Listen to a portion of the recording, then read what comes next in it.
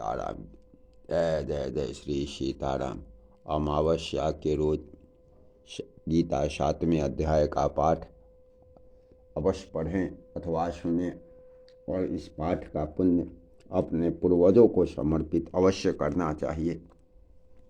गीता के पाठ का दान बहुत ही ज़्यादा फलदायी है। गीता का 7वां अध्याय इस प्रकार है।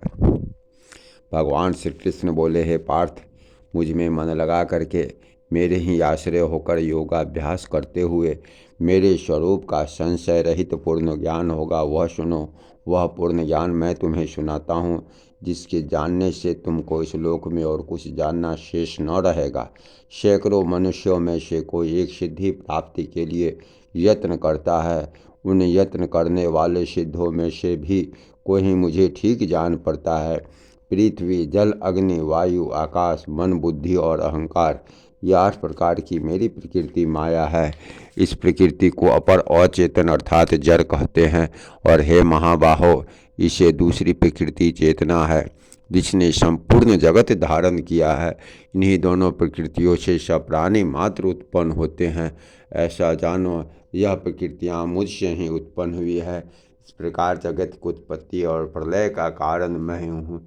हे धनंजय, धागों में जिस प्रकार मणि पिरोई जाती है, उसी भांति यह संसार मुझ में गूथा हुआ है। मुझसे परे और कुछ भी नहीं है। हे कुंती पुत्र, जल में रस मैं ही हूँ, चंद्रमा और सूर्य में प्रभा मैं हूँ, सब वेदों में प्रणव मैं ही हूँ, आकाश में शब्द, पुरुषों में पौरस मैं ही हूँ। हे अर्जुन, पृथ्वी में जो सुगंध है, अग्नि में तेज मैं ही हूँ, सब प्राणियों में जीव और तपस्वियों में तप मैं ही हूँ। हे पार्थ, संपूर्ण प्राणियों में संतान बीज रूप मुझको ही जाना। बुद्धिमानों में बुद्धि रूप, तेजस्वियों में तेज मैं हूँ।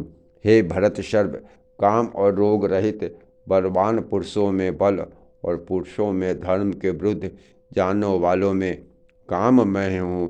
जितने सात्विक, राजस, तामस पदार्थ हैं, वे सब मुझसे ही उत्पन्न हुए हैं, परंतु उनमें मैं नहीं रहता, ये मुझ में हैं। सत, रज, तम, ये तीनों गुणों के भाव से यह सारा संसार मोहित रहता है। इस कारण यह इससे परे मुझ अव्यय परमात्मा को नहीं जानता। मेरे यह गुणमयी और दिव्य माया अत्यंत दुस्तर है। जो मुझको अनन्य भाव से भजते हैं, वे इस माया को पार कर जाते हैं। जो पापी, मूढ़, नराधम, माया ने जिनका ज्ञान हर लिया है और आश्रय भाव ग्रहण किए हुए हैं, मुझको नहीं पाते हैं। हे भारत श्रेष्ठ अर्जुन, 4 प्रकार के मनुष्य मुझको भजते हैं। दुखिया, जिज्ञासु, स्वर्ग की कामना करने वाला और ज्ञानी, जिनमें सदा मुझ में एकाग्रचित्त और केवल मेरी भक्ति करने वाला ज्ञानी पुरुष श्रेष्ठ है, क्योंकि मैं ज्ञानी को अत्यंत प्रिय हूँ और वह मुझको प्रिय है, क्योंकि वह सभी भक्त अच्छे हैं। तथापि ज्ञानी तो मेरी आत्मा ही है, क्योंकि वह मुझ में ही मन लगाकर मुझको ही सर्वोत्तम गतिमान मेरा ही आश्रय ग्रहण करता है। अनेक जन्म के अनंतर ज्ञानी मुझे पा लेता है। ऐसा महात्मा अत्यंत दुर्लभ है, जो सब जगत को वासुदेवमय समझे। अपनी अपनी प्रकृति के नियम के अनुसार मनुष्य भिन्न भिन्न काम वासनाओं के अज्ञान में डूबकर उन फलों की चाहना से अन्य देवताओं के अधीन होकर उनकी उपासना करते हैं। हे अर्जुन, जो भक्त श्रद्धा पूर्वक जिन जिन देवताओं का पूजन करना चाहते हैं, उन पुरुषों की उस श्रद्धा को मैं दृढ़ कर देता हूँ। वही श्रद्धा से युक्त होकर उस देवता की आराधना करता है, फिर उसको मेरे ही रचे हुए कर्म फल प्राप्त होते हैं। परंतु उन अल्प बुद्धि वालों का फल नाशमान है। देवताओं की आराधना करने वाले देवताओं को मिलते हैं और भक्तजन मुझ में मिल जाते हैं। मेरे अव्यय अविनाशी अत्युत्तम स्वरूप को न जानकर मंद बुद्धि लोग मुझ अव्यक्त को व्यक्त देहधारी मानते हैं। योग माया से आच्छादित होने के कारण सबको नहीं दिखता हूँ, इसी से मूढ़ लोग अनादि तथा अविनाशी मुझको नहीं जानते। हे अर्जुन, मैं भूत, भविष्य और वर्तमान के सब प्राणियों को जानता हूँ, पर मुझे कोई भी नहीं जानता। हे भारत, हे परम तप, इच्छा और द्वेष से उत्पन्न होने वाले सुख दुख आदि द्वंद्व के मोह से जगत के सभी प्राणी भ्रम में फंस जाते हैं।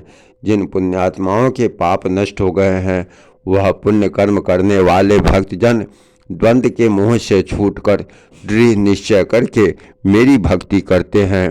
जो मेरा आश्रय लेकर जन्म मरण क्रम को दूर करने के अर्थ प्रयत्न करते हैं वे पुरुष ब्रह्म आत्मज्ञान और संपूर्ण कर्म को जानते हैं। जो अधिभूत अधिदेव और अधियज्ञ इन सब में व्यापक मुझे जान पाते हैं वे समाधिष्ठ मरण काल में मुझको जानते हैं। प्रेम से बोलिए श्री गीता महात्म्य की जय। अब गीता 7वां अध्याय पढ़ने से क्या लाभ होता है इसकी जानकारी है। 7वें अध्याय का महात्म्य। श्री नारायण जी बोले, हे लक्ष्मी, अब 7वें अध्याय का महात्म्य सुन। एक पटेल नामक नगर है जिसमें शंकुकर्ण नाम का वैश्य रहता था। वह व्यापार करने को नगर के बाहर कहीं जाता था। रास्ते में शंकुकर्ण को एक बार सांप डसा और वह मर गया। उसके सभी साथी उसकी दाह क्रिया कर आगे को चले। जब लौटकर घर में आए तो शंकुकर्ण के पुत्र ने पूछा, मेरा पिता शंकुकर्ण कहाँ है? उन व्यापारियों ने कहा, तेरे पिता को सांप ने डसा था, वह मर गया और यह तुम्हारे पिता की अस्थि है। तू ले। पुत्र ने कहा, जिस सर्प ने मेरे पिता को काटा है मैं उसको मारूंगा। उन व्यापारियों से कहा, चलो और मुझे वह स्थान बताओ जहाँ मेरा पिता मरा है। व्यापारियों ने वहाँ ले जाकर उसे खड़ा कर दिया। वहाँ एक सांप का वामी था, विल था, जिसे कुदाल के साथ वह खोदने लगा। जब वह विल बड़ा हुआ तो वहाँ एक सर्प निकला। उसने कहा, तो कौन है? मेरा घर क्यों बर्बाद कर रहा है? मेरा घर क्यों खोद रहा है? इस पर उस बालक ने कहा, मैं शंकुकर्ण का पुत्र हूँ। जिस सर्प ने मेरे पिता को मारा है मैं उसको मारूंगा। तब सर्प ने कहा, हे पुत्र, मैं तेरा पिता हूँ, तू मुझे इस अधम देह से छुड़ा और मुझे मत मार। यह मेरे पूर्व जन्मों का कर्म था, सो मैंने भोगा। तब पुत्र ने कहा, हे पिता, मेरा यह कोई यत्न बतलाओ जिससे तुम्हारा उद्धार हो। तब उस सर्प ने कहा, हे पुत्र, किसी गीता पाठी ब्राह्मण को घर में भोजन कराओ, उसकी सेवा करो, उसके आशीर्वाद से मेरा कल्याण होगा। तब उस बालक ने अपने घर पर उस नगर में जितने गीता का पाठ करने वाले ब्राह्मण थे उनको बुलाकर श्री गीता जी के 7वें अध्याय का पाठ करवाया, उसको भोजन कराया। तब उस ब्राह्मणों ने आशीर्वाद दिया।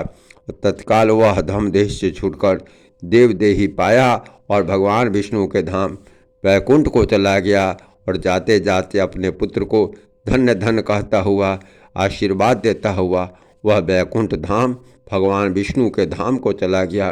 प्रेम से बोलिए श्री गीता महात्म्य की जय। श्री राधा कृष्ण की जय।